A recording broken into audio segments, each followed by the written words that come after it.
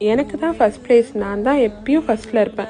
சாம்பார் சாதமாகட்டும், ரசம் சாதமாகட்டும், தயிர் சாதமாகட்டும் எனக்கு தான் ஃபஸ்ட் ப்ளேஸ் அப்படின்னு அடம் பிடிக்கிறது இந்த உருளைக்கிழங்கு தான். அதுவும் மசாலா போட்டு செய்யும்போது டேஸ்ட் சூப்பராக இருக்கும். 1/2 இன்ச் பட்டை, 2 கிராம்பு, 1/2 டீஸ்பூன் மிளகு, 1 டேபிள் ஸ்பூன் தனியா, 1/2 டீஸ்பூன் சீரகம், 1/2 டீஸ்பூன் சோம்பு, இது எல்லாத்தையும் நல்லா வறுத்துட்டு சூடு ஆறுனதுக்கப்புறம் மிக்சியில் போட்டு நல்லா பொடி செஞ்சு எடுத்துக்கோங்க. 3 டேபிள் ஸ்பூன் எண்ணெய், இதுக்கு நல்லெண்ணெயில் போட்டு செஞ்சால் டேஸ்ட் சூப்பராக இருக்கும்.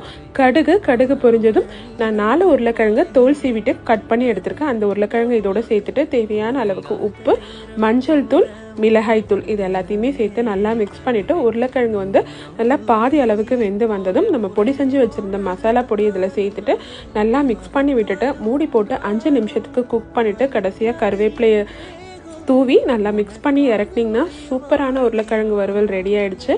கண்டிப்பாக இவங்களுக்கு ஃபஸ்ட் ப்ரைஸ் கொடுத்தே தானே ஆகணும். நாளைக்கு வேறு ரெசிபியில் சந்திக்கலாம். பாய்.